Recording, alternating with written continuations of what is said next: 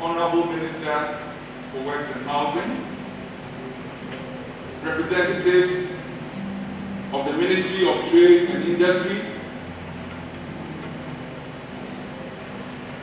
our stakeholders of this formidable industry,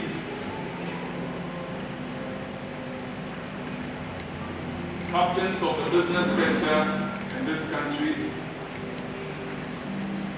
our leading media partners across the land, distinguished ladies, gentlemen, those of you who are here with us today, and our audience member networks across the length and breadth of this country and also worldwide. It is my singular honor and pleasure to welcome you this morning to the maiden edition of the Graphic Real Estate and Housing Revolution. It's quite a powerful ambition that we are setting for ourselves. And it is under the theme bridging the urban housing deficit in Ghana. Investment, opportunities, funding, affordability, and accessibility. As you would all, as experts, would agree with me, the urbanization rate in this country has been phenomenal. The experts pegged it at 56.7%, and it is something that brings forth a significant demand for affordable housing. Experts also note that there is presently a deficit in the region of approximately 5.7 million rooms in the country. And that brings to the fore the need to provide adequate, equitable, and decent affordable housing facilities becomes a key priority of this country and of this government and governments that have come before. Development and planning experts also note that there's an opportunity for private sector and government to collaborate in the promotion of locally sourced materials for the construction industry. We've gone through the peaks and troughs of a recent pandemic, and we've all witnessed the logistical constraints that have been brought to bear in the period under review. Over the years, significant policy initiatives have also been put forth in this country with the core aim of regulating Ghana's real estate and construction industries. Government has also announced several measures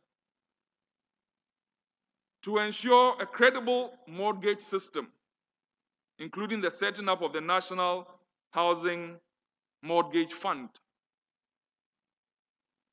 And as we all know, owning a residential property is considered one of the most important investments an individual or a family could ever make.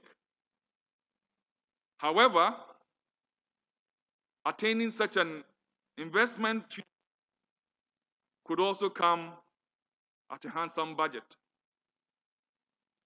It is envisaged that this platform will give potential homeowners the opportunity to choose from a range of housing options that best suit their budget, need, lifestyle, and life stage.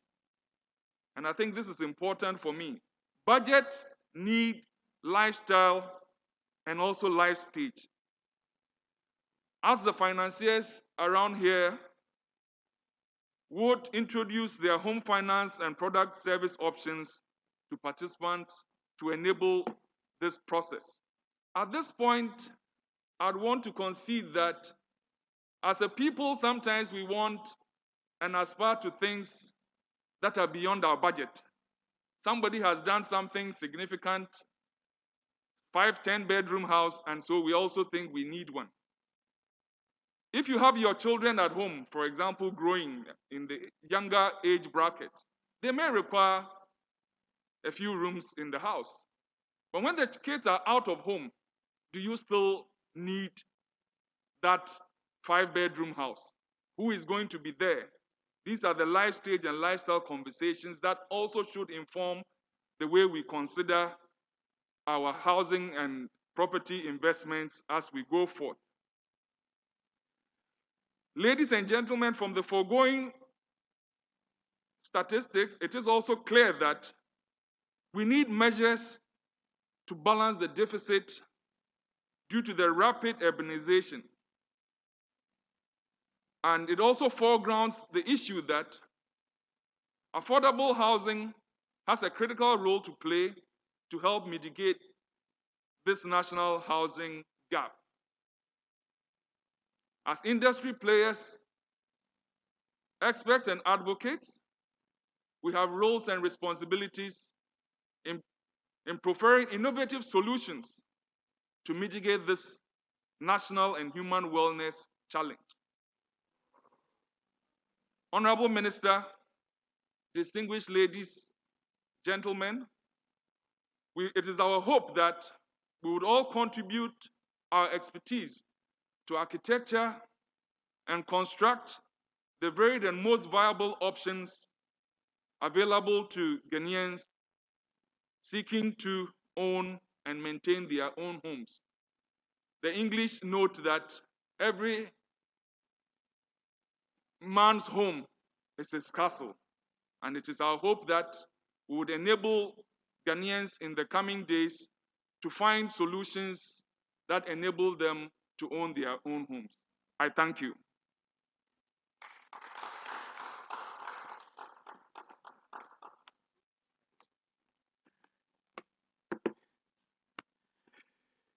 Please help me appreciate the MD of Graphic Group one more time. Thank you very much, sir, for your gracious welcome and for laying the foundation for our coming together today, and of course, for the revolution that we are initiating within the real estate sector. Let me take the opportunity before we invite the next speaker to acknowledge our principals who are here with us today and who obviously are very critical to the purpose of our launching, as well as for the fulfillment of the entire objectives for this revolution that we speak of. I want to take the opportunity to truly welcome the Honorable Deputy Minister for Works and Housing. If you could please help me with a round of applause, as well as MP for Binduri, Honorable Abanga Abdullahi. Thank you so very much, sir. We truly appreciate your presence with us today. I want to take the opportunity to also acknowledge the Executive Secretary for GREDA. We all love and are connected with him in many ways, Mr. Samuel Amegaibo. Thank you so much for joining us. And of course, we have Ghana's favorite uncle, Uncle Ebo White, in the house as well. A round of applause. Very shortly, each of these would add their voices to our deliberations at this point. Ladies and gentlemen, as you can imagine, we cannot talk about anything within the real estate space without connecting it to GREDA. That would be a significant omission. And so for this revolution that is being partnered between the Daily Graphic and El Rano, they found reason and purpose to collaborate and indeed to have GREDA as an integral part of this. For that reason, I want to at this point respectfully invite Mr. Amegaibo as Executive Secretary to GREDA to share with us a few words on their connection to this partnership and on how it helps to fulfill their own overall objectives. Please help me with a round of applause.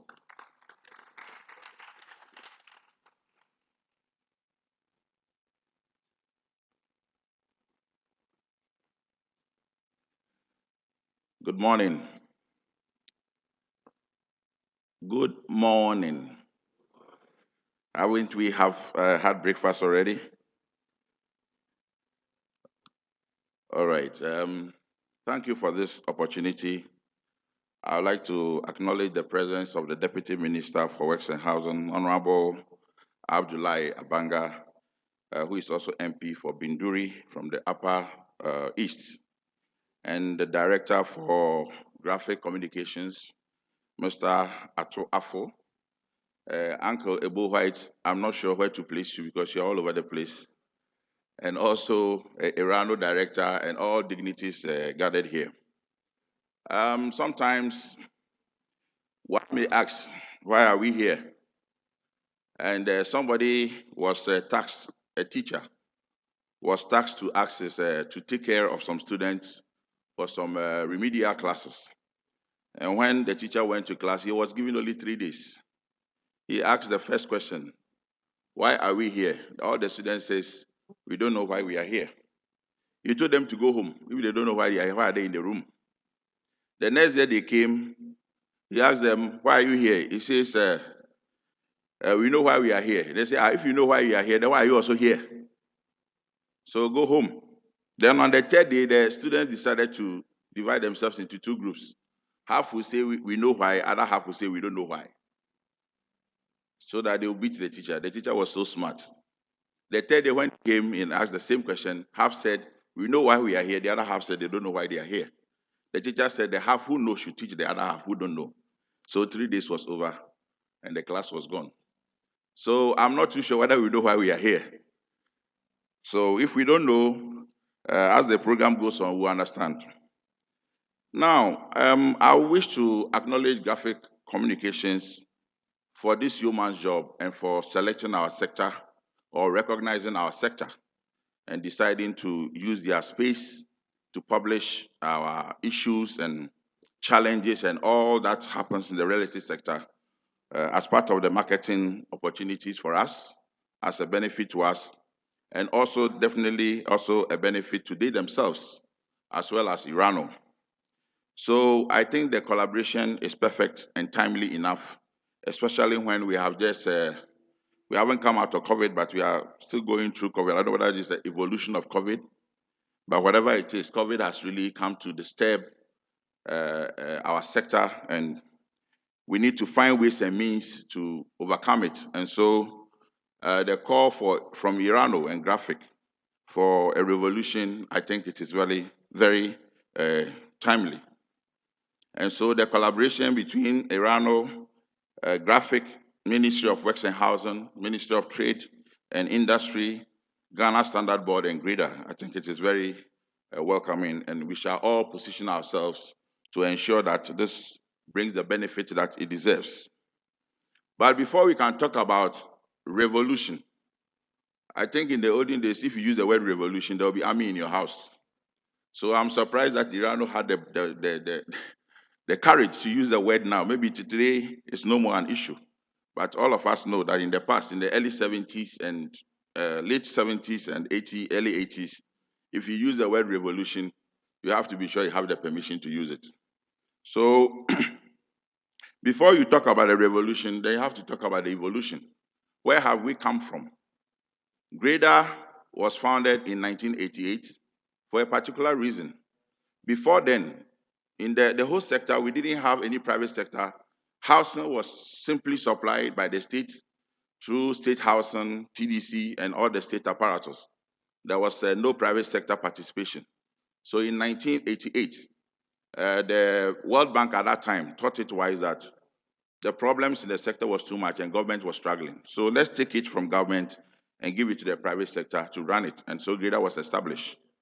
And it was started with only 14 companies, and over now, we are having even 300 or even more of real estate companies. And we are doing our best, except that we have challenges. So it's the challenges for which we have to what? Revolutionize. The challenges that we have to pick them one by one and make the necessary changes to reflect where we are going. I wish to recognize the effort and the massive work of the current minister, who assumed office not too long ago, but has demonstrated his willingness and his commitment, and shows the capacity to deliver the industry from the problems that we've had. And so has taken several measures, met with the entire GREDA Executive Council. We've had very frantic discussion, and most of the problems that exist have been ironed out, and we are moving forward to ensure that we unravel it and bring housing to all of us to have decent accommodation to live in. So our arrangement with the ministry to supply some kind of housing is ongoing. We are not in a hurry to get into the problems of the Seglemi and the rest. We are rather in a hurry to ensure that we actually supply and deliver houses free of troubles. That is why it is taking a bit of time. But we are working with the ministry, and very soon the public will know what the outcomes are. He has also taken initiative to establish the Council for the Real Estate Agency Act, to administer the Real Estate Agency Act. I think it is something we have to commend him for, because since 2015, when that document was launched, it has been sitting there, but he came in not too long ago. He has decided to start work on it and has even taken steps to appoint members of the council to deliver the act for our benefit, as well as the establishment of the National Housing Authority. I think this is a very important anchor institution that he has decided to also take it up, which was also one of the prescriptions from the National Housing Policy, which has also been sitting since 2015. And I think he deserves a commendation for that.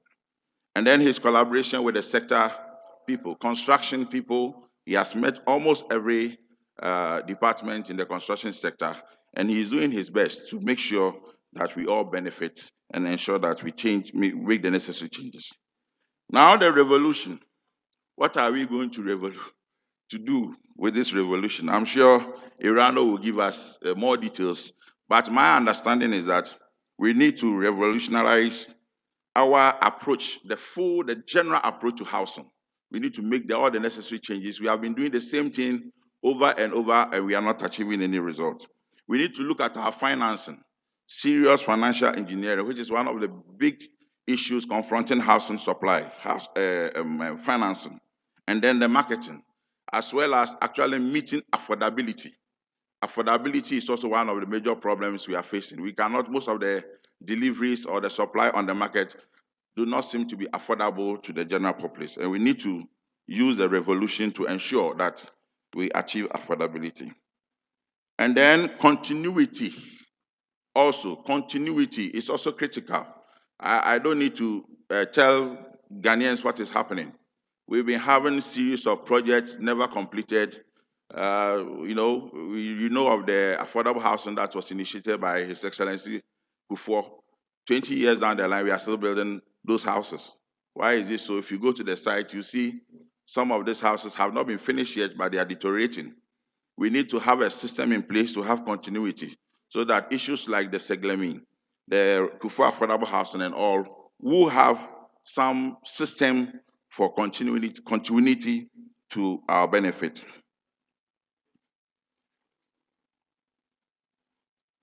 At this juncture, I'll just take this opportunity to call all stakeholders in the sector to embrace this invitation from graphic communication so that we all come together and look at the issues and revolutionize and ensure that we achieve something better for all of us. This is what I have for you this morning. Thank you. Good morning. Uncle Ato, I'd like to pick on something that you said before I go on with my presentation. When you mentioned the fact that people put up a house with so many rooms, and then when the children grow, they leave, and it is just you and your wife. At that point, the house becomes a haunted house, where the family is downstairs. They know the old man and the old lady know they are the only one. Then you hear a door bang upstairs, and then you go, "Hey, where?" There's nobody else. Your house has become haunted. So don't build haunted houses. Honorable Minister and Uncle Ato from Graphic and everyone here, I'm happy for the opportunity to relate with you on this matter. I have horror stories, what I call horror stories about real estate or housing in Ghana. I'm going to share two with you. One of my friends rented a house at Dansuman. One day, the landlord came to him and said he was ejecting them immediately. Why are you ejecting us? Because their rent advance hadn't expired. The landlord said, every day I go through your boiler, I go through your refuse can. And today when I went through it, I saw a tin of corned beef. So if you can afford corned beef, then you can't live in my house. You should be able to either pay more rent or go and look for a better house to live in. He sacked them for eating corned beef in his house. Another landlord I know also threatened to eject his tenants. Why? The landlord lived next door. There was only a wall separating the two houses. And his complaint is that the wife of the tenant was not coming to sweep his compound for him every morning. And because the lady wasn't doing that, he didn't see their use as his tenants. And so he was sacking them. These are just a few of the horror stories on housing in Ghana, all of them born from a situation that Uncle Ato highlighted, the deficit in housing that we are struggling with. Now, ladies and gentlemen, I was raised at Sasuntreso in Kumasi. Sasuntreso was a public housing project that was put together by our first president, Osajifo Dr. Kwame Nkrumah. The houses were for low-income families. They were affordable and adequate. Throughout this revolution, you'll be hearing those two words, affordable and adequate. Let me define them for you before the technical people come.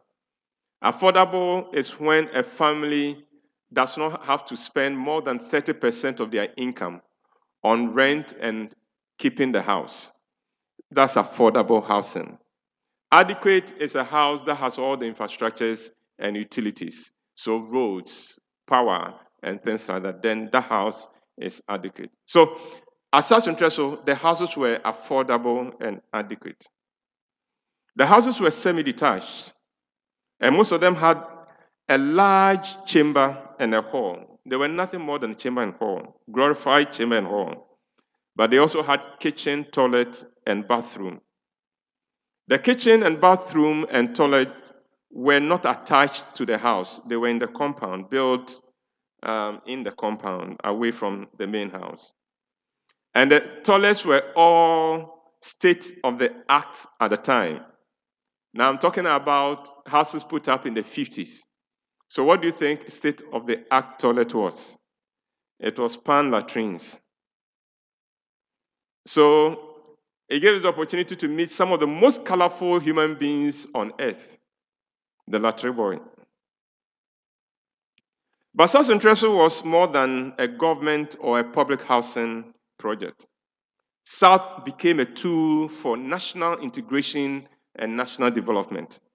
You see, at South, we had families from almost every part of Ghana. My family was Fanti, but our next door neighbor, we lived in K2. K3, the family in K3 was Asante, who also rented part of their house to an intense, well-built Ewe man who operated a laundry with his two brothers. The brothers were all bachelors. Across the street from our house was the Ajari family from Kwawu. 2 houses from the Ajaris was a Fafra family who cooked and sold wache. 3 houses in the opposite direction was a Gan family, the Lamte family. 100 meters away from our house was another Ewe family, a kind, reserved man with 2 wives the 2 wives lived like sisters. For me, a Fanti man and from a Fanti home, it was something special to see 2 women married to 1 man live in the same house. Not just live in the same house, they lived like sisters, cooked together, raised the children together, ate from the same bowl, I saw that in South Central. And these two women cooked beans and fried plantain for sale in the mornings and operated a retail shop that sold everything. A few houses away from them was a Buzanga family. Their son was my classmate.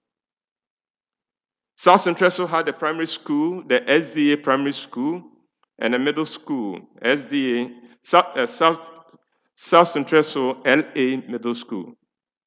Later, another school was added at the other end of town, the Kumasi City Council School, or KCC.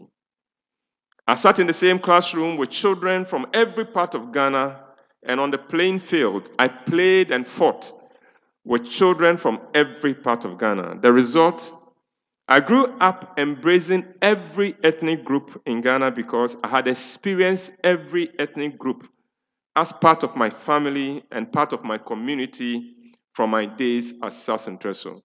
Those of you who were fortunate enough to go to boarding school, it was just like the effect of boarding school that removed all the tribal barriers among us. Now, I do not know if creating an environment where different ethnic groups live together in harmony was deliberate or not. But I can tell you that for me and those I grew up with at South, we saw ourselves first and foremost as one people from one nation with one common destiny.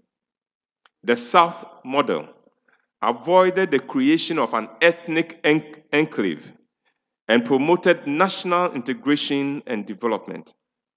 No wonder that from my generation, those of us who were raised at South Central in the 50s and 60s, South has produced 3 key ministers of state and several important public servants in Ghana.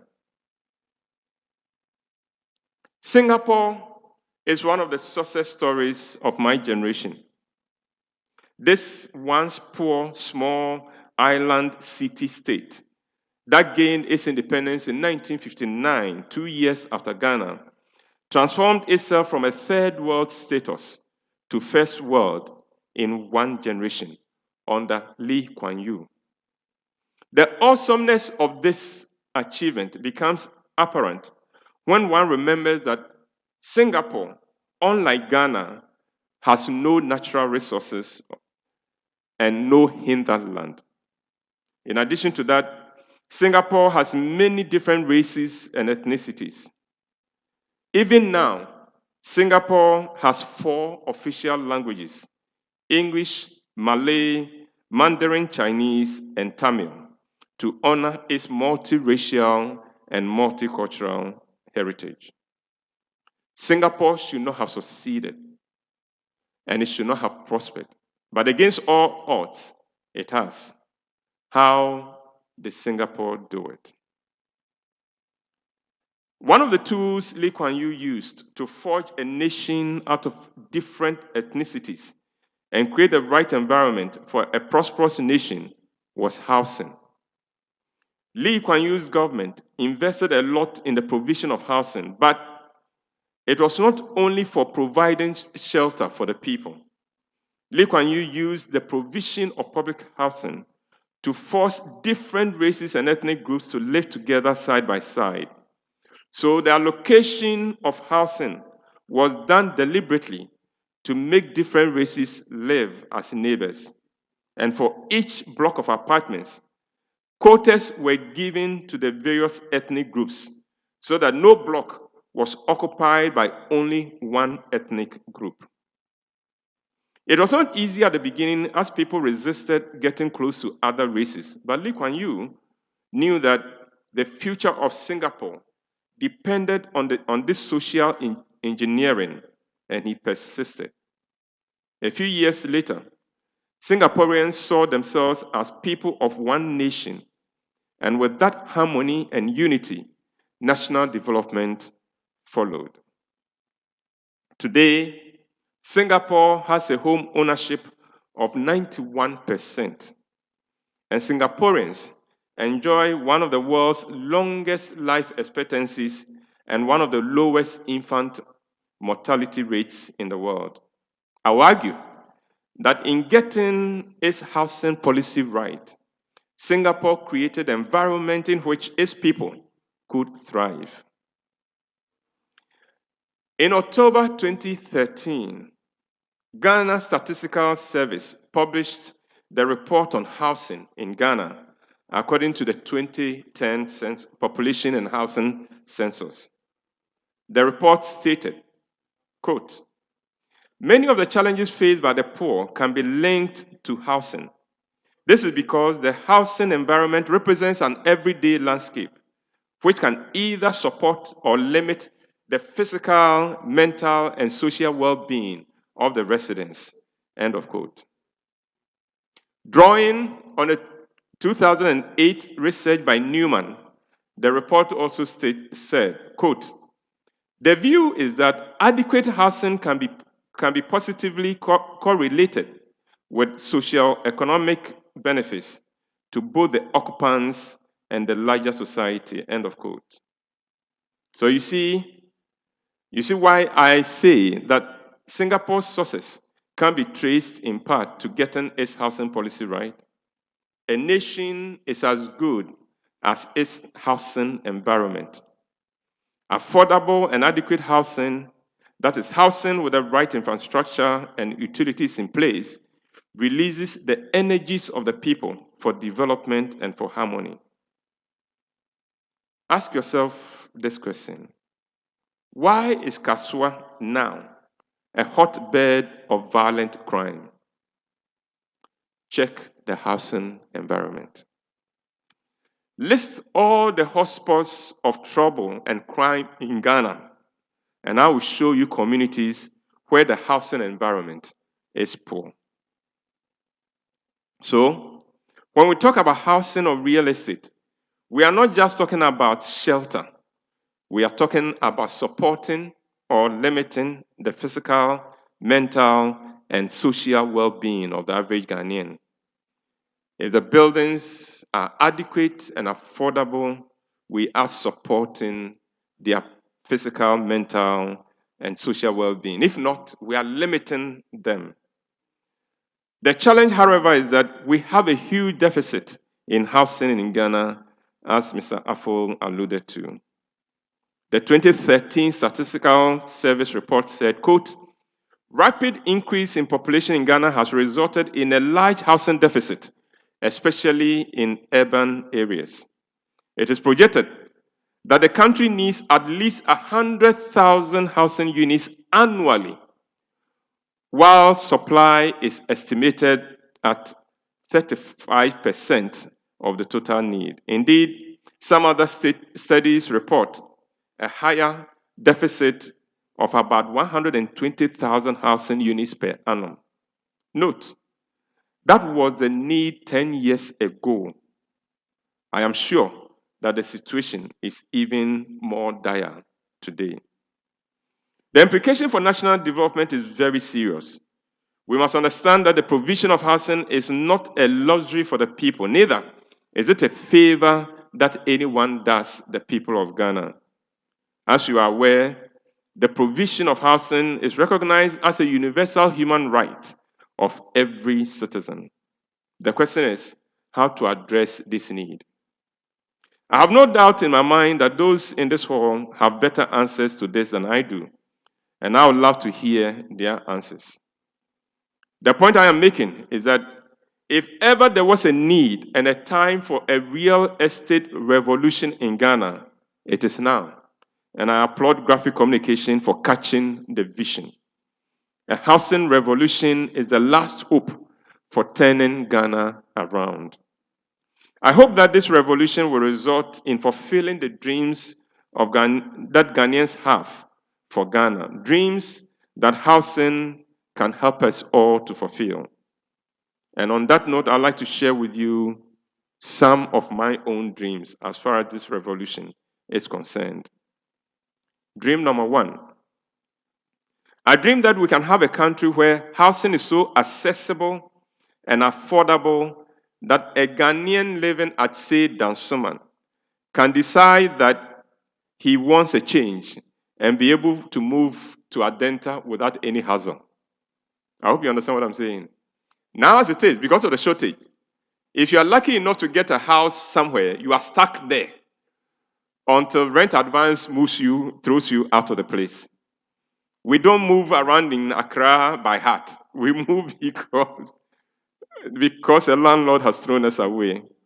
But I wish that we can have a situation where the housing is so adequate and so accessible that you can decide, you know something, I'm tired of Teshinunga. I want to move to somewhere else. And you wouldn't have any hassle. You just have to pick a call somebody, and a house will be ready for you. Oh, and you can do that without a real estate agent who will take you to an uncompleted house and tell you that it is almost finished. Dream number 2. I dream that we will have the kind of houses in Ghana that allows air and light inside easily. I struggle to understand why there will be a lot of breeze outside, but when you enter the room, you begin to sweat, and we need either fan or air conditioning to be comfortable. My dream is that we'll have houses where we'll take advantage of the lot of breeze around. Breeze that in every compound, sometimes at certain times of the day, if you came out bare-chested, you go back in with the cold because of the breeze outside. And yet you go inside and it's like an oven. I dream that those days will be over. Dream number 3. I dream that rent advances will be a thing of the past in Ghana. Now, I know that there's a law on rent advances, but the truth is that the practice still thrives, the law notwithstanding, because of the shortage of housing. I also know that for most workers, the worst nightmare is to find that your rent is due, and you have to come up with 2 years advance, even for a room you may have been occupying for years. Dream number 4. I dream of real estate that creates communities in which children have room to play, to socialize and bond with other children like I had when I was a child at South Centreso. Mr. Minister, sometimes I wonder, with the kind of developments we see around, where are the children supposed to play? So the children are all cooped in room, and then we are buying them, what do you call it? Video games. Our children's development is being hampered. Children should be out there jumping and playing and building muscle.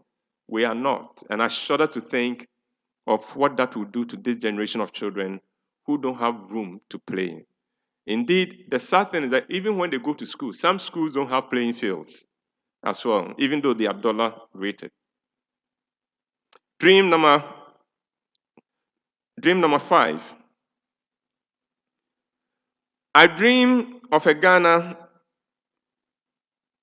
where parents don't have to share a room with their children and hope that the children are asleep so they can have sex. Now, in many cases, the children are sleeping in the same room with their parents. So the parents may have the bed, the children lie on mats or mattress down there. And parents would always, if the parents are in the mood to get frisky, they always have to check to be sure the children are asleep before any ministration can happen. Now, not too long ago, about 2 months ago, there was a report of a man who killed his wife somewhere in the northern region because he wanted sex. And the woman told him to wait because she suspected one of the children in particular was not asleep. And the man got angry and butchered the woman. So what I'm sharing is a very serious matter. Number 7, a key component of the housing issue is land acquisition. I dream of a Ghana where one does not have to buy the same land 3 to 4 times from different claimants to the same land. A Ghana where land guards are unknown. If you've never tried to operate put up a property in Ghana, you will not know what I'm talking about. But you try to build a house in Accra here, and you'll be amazed at what you would encounter. Number 8, we cannot talk about housing without addressing the transportation issue. And so, I dream of a Ghana where a worker can afford to live at, say, in Koko or Apam, and spend no more than 30 minutes each morning commuting to Accra to work. After all, that is what happens elsewhere. In other countries, what we call developed countries, the countries that our children are running to, people can afford to live about 200 kilometers away from their place of work, and they wouldn't spend more than 30 to 40 minutes commuting to town. In Ghana, even moving from Adenta to Accra Central at certain times of the day could take you easily 2 hours. 9, so far, I have concentrated on residential housing, but I know that the revolution we are launching today includes office building as well, and so here's my dream for office building. I dream of a time when every office building and every shop will have adequate space for parking and good washroom facilities. The reality now is that most office complexes do not have adequate parking space for the public who do business with the companies in that building. As for washroom facilities, you have to pray that when you are in town and you are doing business or shopping, you will not need to attend to nature's call. Otherwise, you will have a real crisis on your hand. And finally, I dream of a country of the days when haphazard buildings will be over, when our building codes will be enforced. And I dream of a day when every nation, every house would have solar power. Because why not? We have the sun. Why are we not making use and building that into our housing? Ladies and gentlemen, please permit me to end my presentation with a quote. And I'm taking this from page 6 of a 2005 UNESCO report. And I'm quoting. While the majority of the world's population lives on some form of dwelling, and roughly half of the world's population does not enjoy the full spectrum of entitlements necessary for housing to be considered adequate. In order for housing to be adequate, it must provide more than just 4 walls and a roof over one's head. It must, at a minimum, include the following elements: security of tenure, affordability, adequacy, accessibility, proximity to services, availability of infrastructure, and cultural adequacy, end of quote. And with that, I would like to applaud Graphic Communications for their courage in this revolution. This is one revolution I pray with everything in me that it succeeds. Ladies and gentlemen, I thank you for your attention.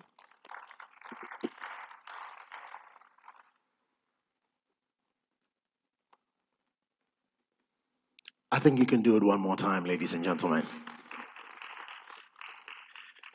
Which of the dreams could you relate to the most for yourself? I'm sure all of us connected to more than one of these dreams. They are really universal and very relevant. Thank you so very much, Uncle Ebo, for dropping this in our spirit, and I hope it provokes us to make the revolution come to pass. And so, ladies and gentlemen, at this point, we want to zoom into the initiative, spelling out the details, and then we would, of course, have the full initiative being rolled out as well.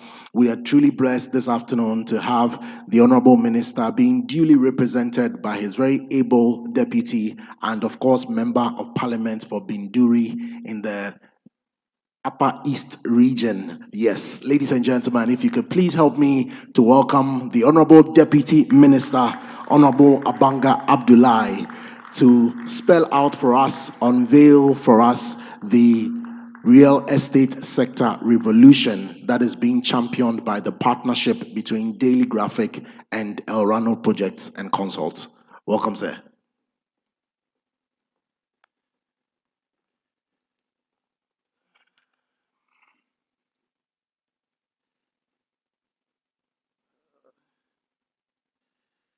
Good morning, ladies and gentlemen. So I'm here to stand in for the Minister for Works and Housing, the Honorable Francis Asensu-Boakye, who is the MP for Bantama constituency. He's at this moment attending an equally important engagement that is of a national interest as well, and I had to deputize for him on this occasion. So we take this program very important, but just because he had to also attend to this program, this other program, that's why he's not here. So we thank the Graphic Communication Group Limited for organizing this program. So I'll be delivering his speech, and first of all, I would like to thank Uncle Ebo White. This is my first time of meeting you. The several dreams that you listed, I do relate to several of them, and I'm sure that after this program, we'll be picking a lot of ideas from the professionals and hope to put it together into get government attention so that we can really provide housing for Ghanaians. I also would like to thank the GREDA Executive Secretary for recognizing the initiatives of the Minister for Works and Housing. He's really trying his best. We really want to do well to make sure that there's adequate supply of houses for Ghanaians within the next 3.5 years that we have a mandate. So good morning, Mr. Chairman, distinguished invited guests, friends from the media, ladies and gentlemen. Good morning to you all again.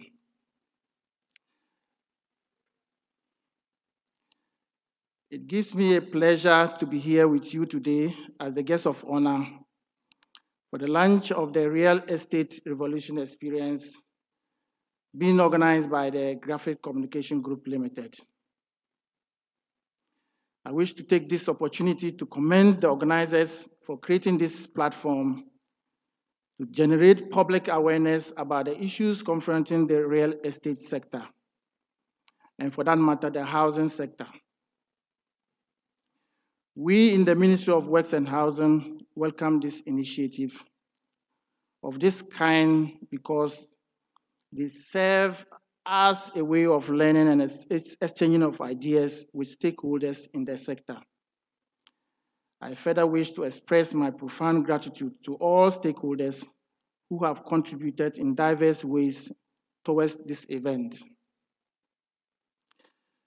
Distinguished ladies and gentlemen, the theme for this year's fair, Bridging the Housing Deficit in Ghana, Investment Opportunities, Funding, Affordability, and Accessibility, is very timely and appropriate due to its relevance at this point of our affordable housing discourse. It offers all of us a unique opportunity to share knowledge and experience on how we can collectively find innovative ways of creating access to housing for most Ghanaians and ultimately address our housing deficit currently bedeviling us as a country. Distinguished ladies and gentlemen, the overall importance of housing to sustainable livelihood cannot be overemphasized. Available research continues to highlight housing as a key to development of any economy, as it provides core security to families, societies, and communities while promoting sustainable health and livelihood. Notwithstanding these attributes, The growing housing market that is expected to supply housing for Ghanaians is saddled with a lot of challenges that eventually makes housing delivery a very complex and expensive venture for most of our citizens.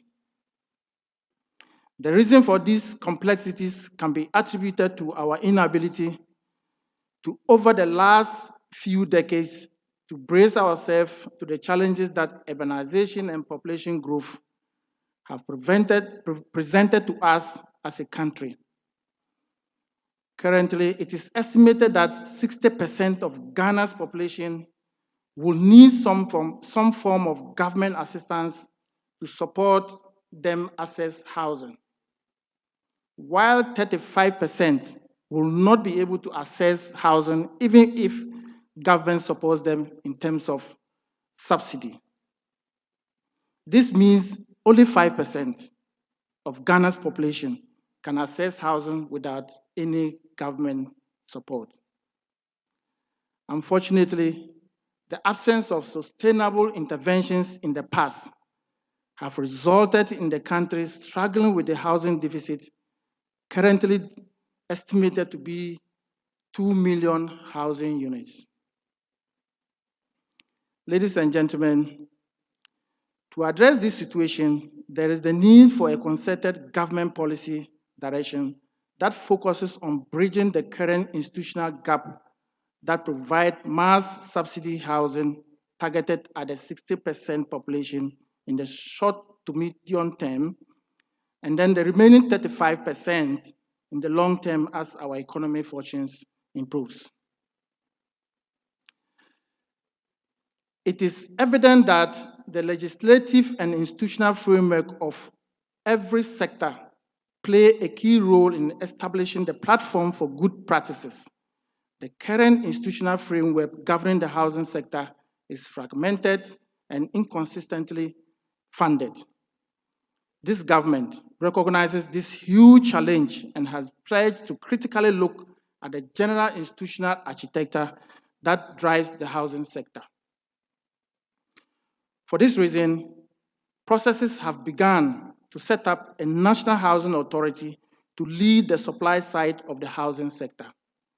The National Housing Authority will not only serve as a regulator in the sector, but also plan, develop, and manage housing development in Ghana.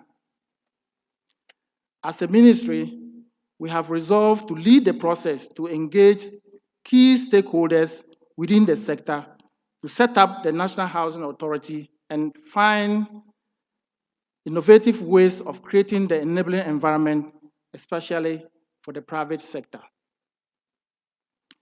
The expectation is that the operations of the National Housing Authority will help complement the activities of the newly created National Housing and Mortgage Fund, which is to stimulate the demand side of the housing market to make housing accessible to the low to middle income earners.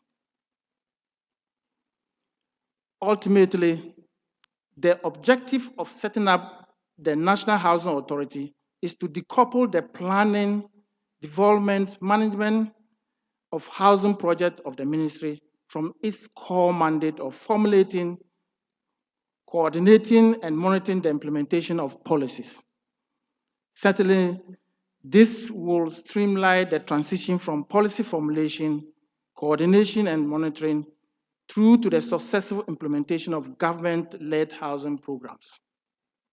In recent times, most government-led housing projects have not achieved the desired outcomes and impact for which they were conceived, mainly because the feasibilities, conception, planning, and development, management of these projects are not handled by professionals, but rather influenced by political decisions. Sadly, government-led housing projects suffer during this implementation stage, causing them to stall or to be abandoned. Distinguished ladies and gentlemen, the vision of the government for the housing sector is to use appropriate mix of public and private sector investment to deliver quality, safe, affordable housing solutions that meet the needs and the financial capacity of the ordinary Ghanaian. Accordingly, government has resolved to complete all existing abandoned projects within the short term while implementing long-term strategies that will ultimately increase access to adequate, safe, secure, and affordable housing options for the low to middle income groups in the country. Additionally, the government intends to embark on an affordable housing program aimed at facilitating the construction of more housing units across the country over the next 4 years. Adequate steps have already been taken by our ministry to engage with key stakeholders within the sector to find innovative ways of creating the needed platform to attract the private sector to participate in our affordable housing delivery agenda. So ultimately, with the right mortgage arrangement being piloted jointly by the Ministry of Finance and the Works and Housing under the National Housing and Mortgage Fund, banks can leverage on a credible mortgage system to provide long-term mortgage financing for prospective home buyers. This certainly is one of the surest ways to secure long-term and sustainable financing for the low to medium income earners. Presently, the Ministry of Works and Housing and the Ministry of Finance are putting in place the necessary measures to scale up the funding under the National Housing and Mortgage Fund to address the issue on the demand side. In addition to these initiatives, the Nana Addo Dankwa Akufo-Addo-led government intends to leverage on the pension fund to finance the housing delivery in Ghana. This will secure long-term and sustainable financing for the housing sector. The intention is to review the Pension Act to increase its portfolio for financing housing from the current 5%. Distinguished ladies and gentlemen, before I take my seat, I would like to say a big thank you to the Graphic Communication Group Limited, once again, for remaining committed to this noble cause of promoting the housing agenda. On this note, ladies and gentlemen, it is my pleasure to declare the 2021 Graphic Communication Group Limited Housing Fair duly open. I wish all participants and stakeholders a very fruitful interaction. Thank you, and may God bless us all. Thank you.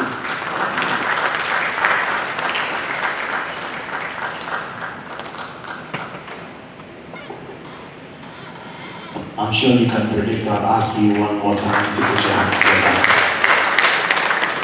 Thank you very much, Honorable Deputy Minister. We're truly grateful for your support, your presence, and indeed the commitment to make this revolution actually see the light of day so the benefits will go far-reaching. As I'm sure you can imagine, the revolution has multiple components to it, and so at this point, we want to give you the opportunity to get some more details about what it entails, the various stages of it, so that you can really look at how best your organization can also connect to its fulfillment. You must have seen El Rano as a partner all through, and in case you are wondering, well, let's settle that for you. Please help me to welcome the Managing Director and the Team Lead for El Rano Projects and Concepts. Ladies and gentlemen, put your hands together for Reverend Elvin Lakai. Thank you very, very, very much. I'm highly honored to be standing in front of you to present these few thoughts of ours. I want to take this opportunity to acknowledge the presence of the Managing Director of the Graphic and the Graphic Group Communication, the Honorable Minister and his Deputy. I want to say a big thank you for Uncle Ebo as well for being here, and then our big daddy of the real estate sector, Uncle Sammy. A very, very, very big thank you for joining us and being with us today. Uncle Ebo, the dreams we shared today for us are not just your dreams. They are our dreams. I want to take you through some few slides. We have them. So, we can take a very critical look at the project in Nigeria, for example, the Eco-Atlantic project. At least, if not for anything, that is a daring project. And it's, from what I gather, both the opposition and the two sides of government all have to come together to make this happen. For us in Ghana, I think the iconic project we can look at is the Airport City project. And it's still ongoing. So, like we keep saying, we've started something. Our only challenge is that it's a little too slow. Why the need for the revolution now? The need now because we are lagging behind. The need now because, like Africa, we have all the resources. Uncle Abu talked about solar. We have oversupply of solar. We have the beaches, we have the landscape. I was in Takrady recently supervising a project, and it's so beautiful. We have everything, yet we are still lagging behind. We also realize, Mr. Minister, that the industry is a little scattered. In my little 3 days of corporate work from the equipment industry, I realized that certain industries seem to be a little more contained and organized than the real estate sector in Ghana. I know we are going somewhere, but there are still too many fragments and we need to be brought together, and that's why I applaud this revolution together with Daily Graphic or the Graphic Communication Group that is setting the platform for all stakeholders to be brought on board. We've started, there's a lot of work going on with the Real Estate Authority, Real Estate Council, but we need some extra speed to take place.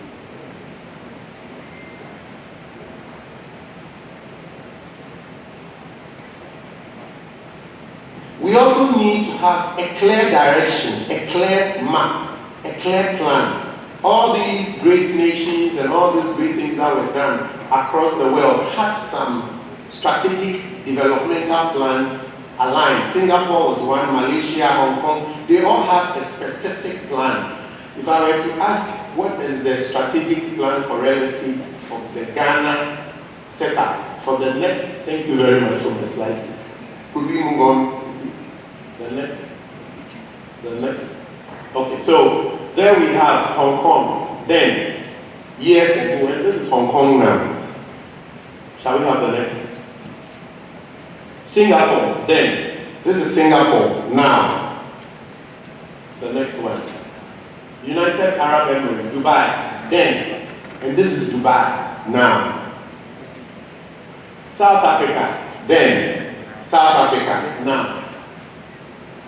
This is the Nigerian Eco-Atlantic project. And for me, these are all dreams. Dreams that pioneer the needed shift, the paradigm shift needed. We are saying that in Ghana, yes, we have the Airport City project, but we need something more granular.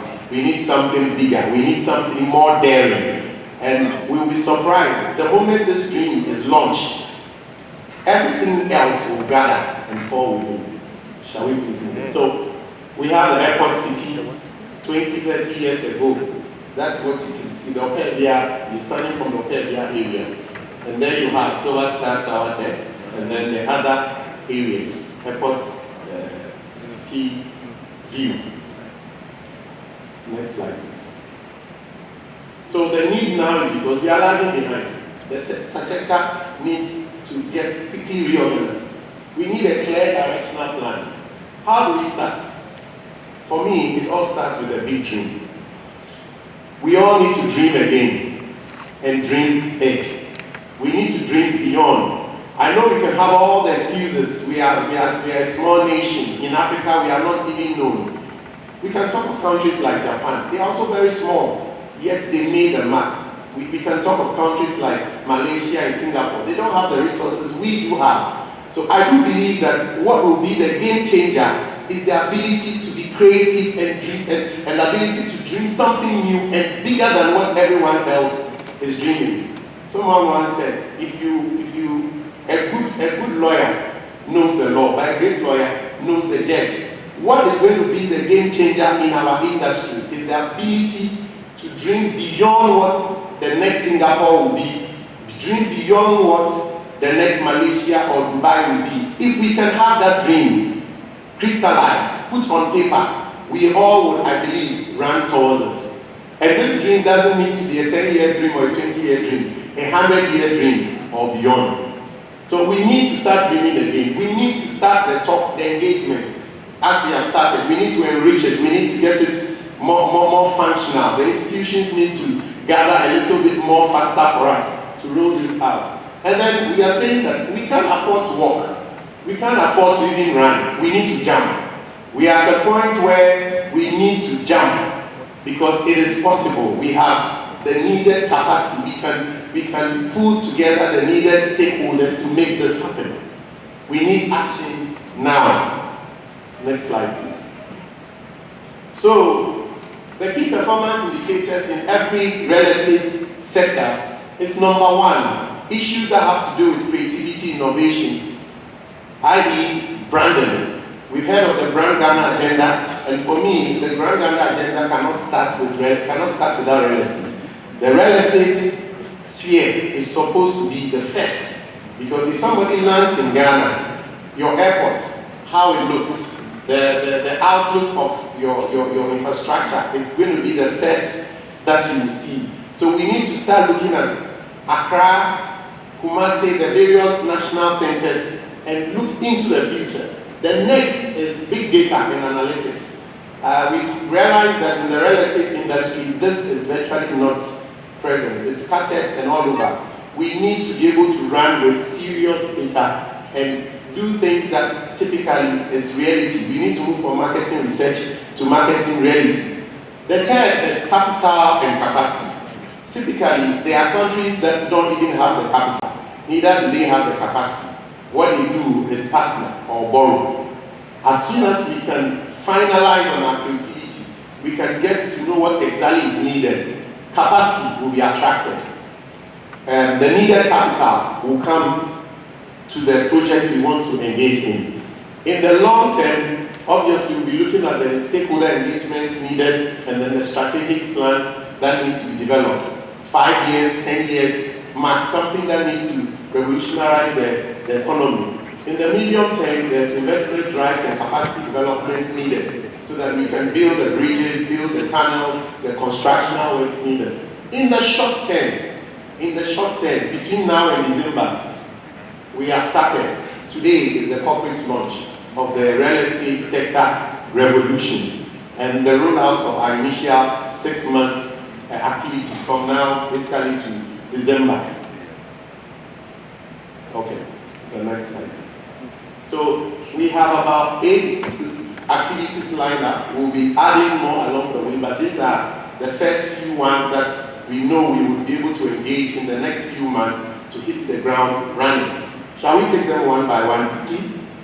The first, the next slide, please. So the first is what we are having right now. The launch, the corporate launch, and the real estate sector release from Daily Graphic is what is happening today. Today in the Daily Graphic, you have the real estate sector supplement, and we are glad to say that we are almost done with the launch. So very soon, we are good to go. The next in our line of activities are training intensive boosters. We know that we need to, as soon as we launch, we need to gather the needed capacity. We need to, as somebody would say, jack people up, typically. And after COVID, a lot of people have slowed down a little. Businesses seem to have fallen back a little. So we are saying that we're going to be having 4 strategic training programs, and this includes Marketing 360, and this basically is going to be for the professionals in the industry to revitalize their skills. It's more like combining all the necessary skill sets in a day program. So a day for training in Marketing 360, we are going to be cutting across issues such as digitalization, consumer insights, the necessary content creation, and all that. And this is going to be on the 12th of August.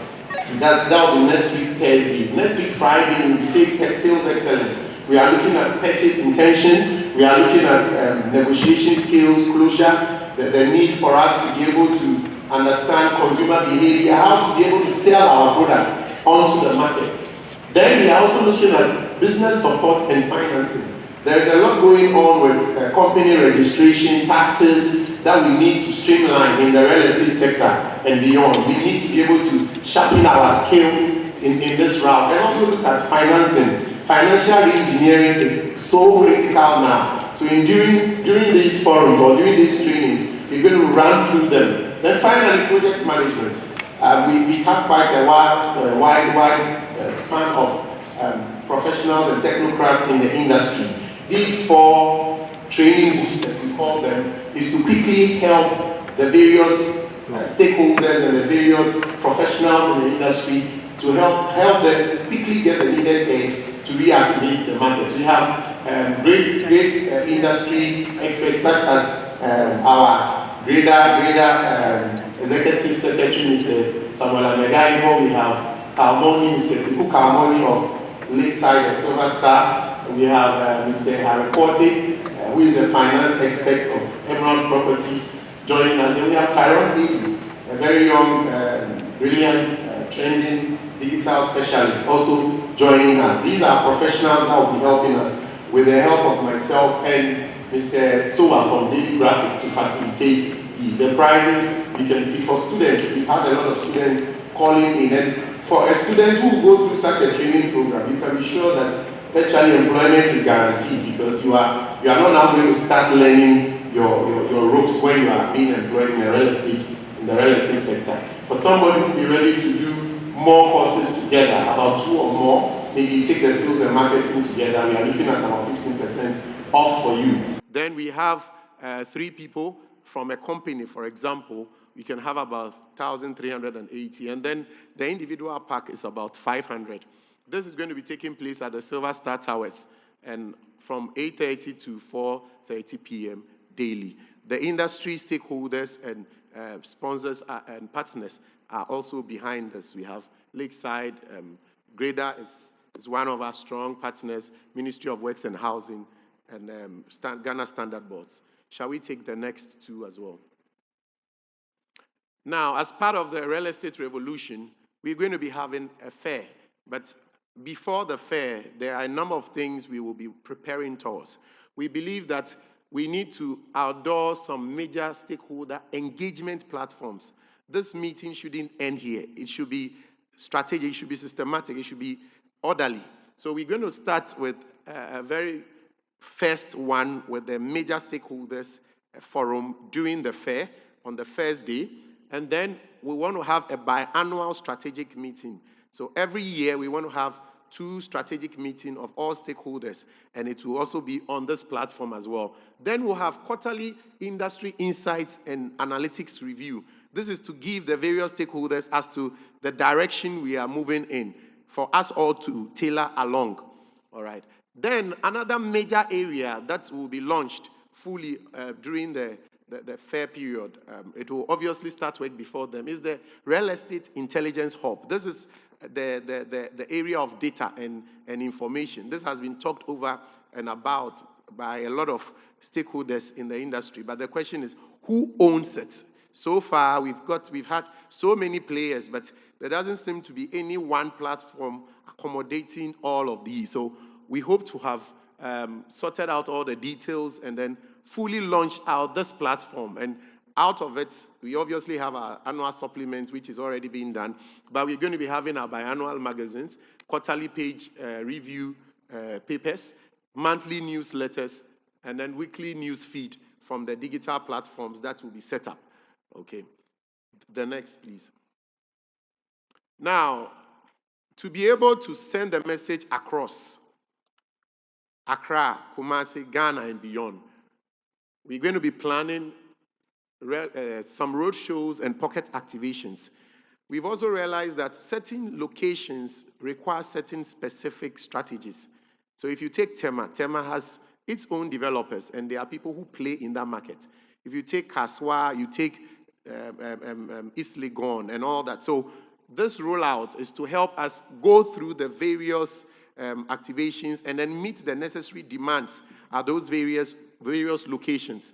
And we've spelled out a number of them. Rates for engaging in such starts from executive packages of about 6,000 Ghana cedis to sponsorship of about 30,000 Ghana cedis. And this includes a full rollout in your location. Obviously, we will make sure that the sales components, the sales needed, the sales drive needed for the companies that sign on is almost virtually guaranteed because it is more centered towards your location. It's not a mass roadshow, it's for specific locations. Then, by 8th to 10th of October, once again in this National Theatre, we are going to have the grandeur event, which is the Real Estate Housing Experience Fair. The roadshow is to mop up the needed excitement and engagement for it. Then in October, we're going to be having, getting all the necessary stakeholders coming together. We're going to be having incredible discounts and raffles. And then when you enter the National Theatre, there are about 3 floors. We want to come up with a health challenge. We've already started talks with some of the health facilities. As part of the experience of coming here, the health sector will be included, the lifestyle sector, the automobile industry, anything that has a linkage to your home.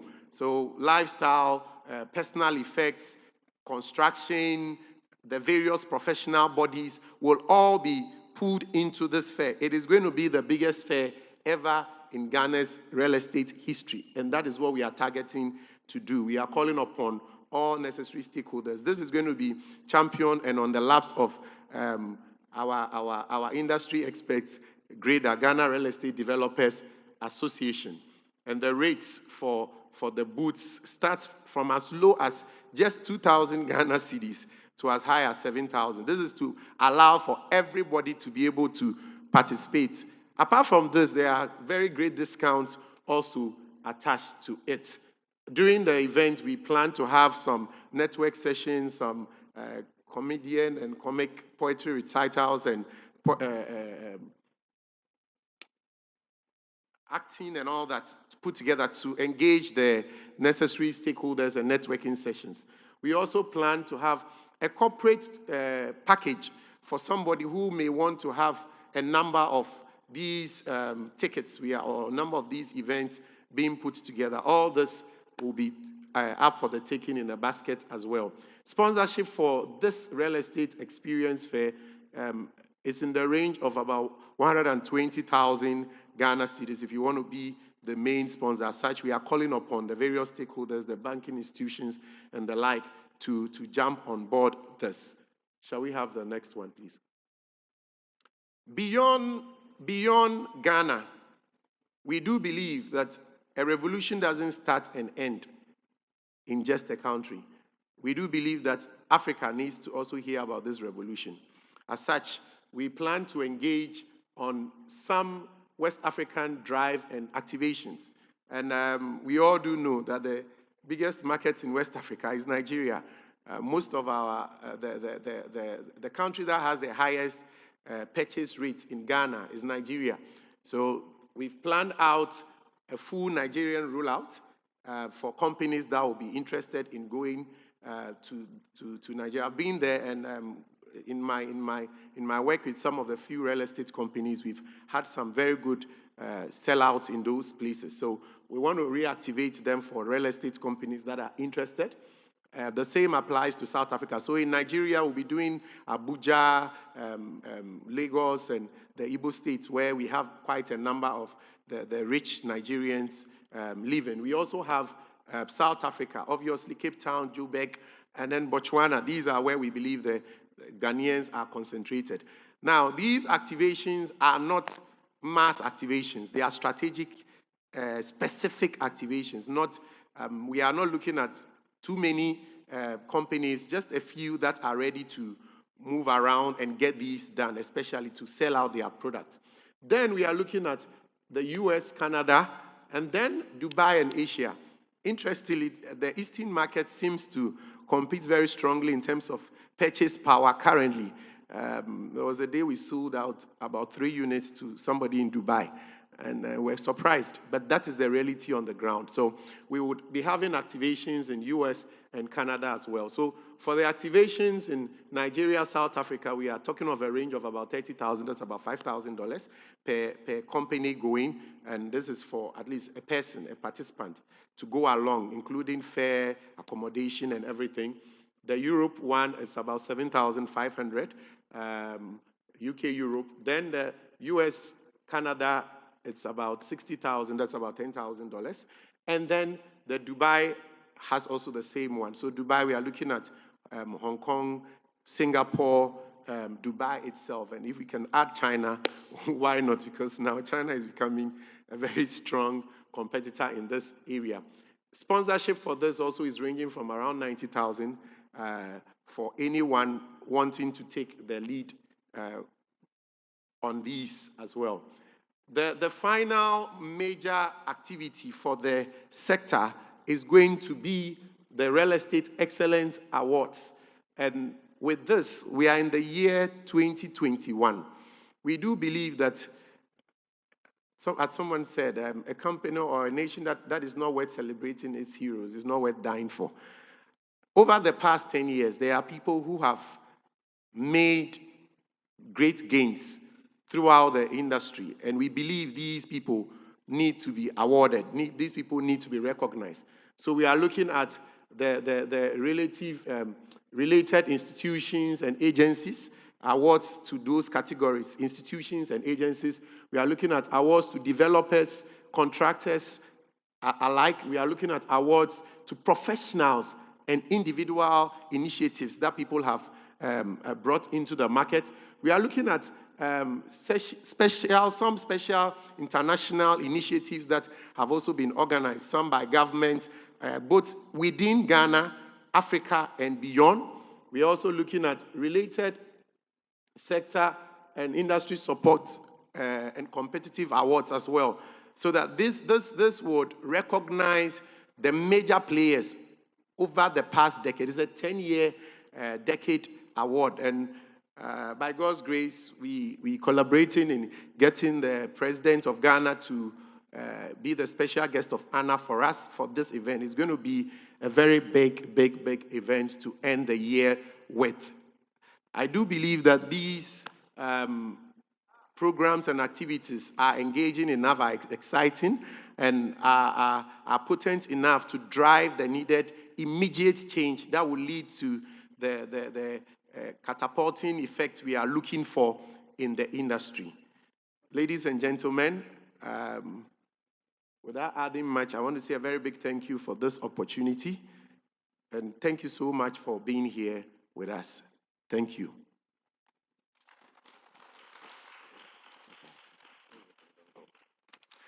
And so, ladies and gentlemen, that for us gives us a great detail into the entire revolutionary plan. At this point, we literally come to the summit of our engagement this morning, and very respectfully, I want to invite our principals to join Reverend Elvin on stage for a very final, photo op, as well as we celebrate the launch of this revolution. Whilst that goes on, we would invite, of course, the elite Afro band, accompanied this time by Lady Reverend Godwina Bonzi Ewol, who will be playing the soprano saxophone as accompaniment.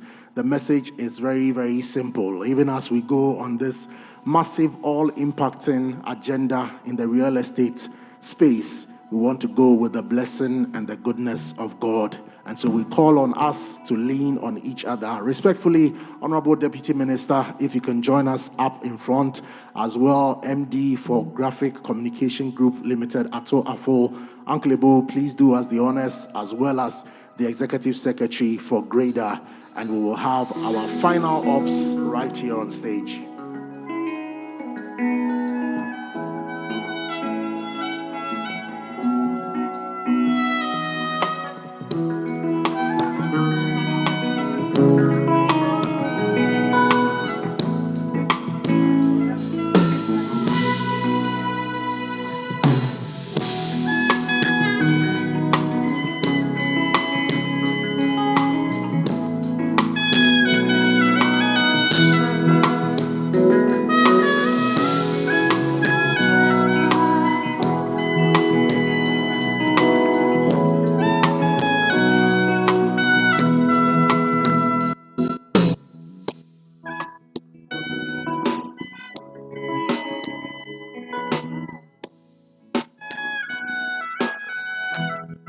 And so respectfully, ladies and gentlemen, even as we have our principals on stage for the photo op, we want to take this opportunity to dramatize and immortalize our launching with a countdown from 5, 4, 3, 2, 1. A big round of applause, ladies and gentlemen, even as we celebrate the official launching of the real estate sector revolution, a partnership between the Daily Graphic and Elrano Projects and Consults. Congratulations to the entire team. We're truly grateful to the Ministry of Works and Housing, Trade and Industry, Ghana Standards Authority, and the Ghana Real Estate Developers Association. Thanks to all our media reps from TV3, GTV, 3FM, and Onua FM. A big kudos to the team from Elite Afro, giving us some music accompaniment, and of course, Lady Reverend Godwina Bonzi Ero. Thanks. Anytime and anywhere, Graphic Communication is giving you the opportunity to have news not only in hard copy but also in a digital form. Yes, you can have access to news at all times and even before they reach the newsstands. Simply download the Graphic News Plus from Google Play Store on your Android and App Store on your iOS device and get your digital news from your favorite Daily Graphic, Graphic Business, The Mirror, Graphic Showbiz, Junior Graphic, and Graphic Sports. Download your Graphic News Plus now and choose your preferred package daily, weekly, monthly, and annually, and access free news on various interest areas as well. Visit us on graphic.com.gh for further information. Graphic News Plus, connecting people through news.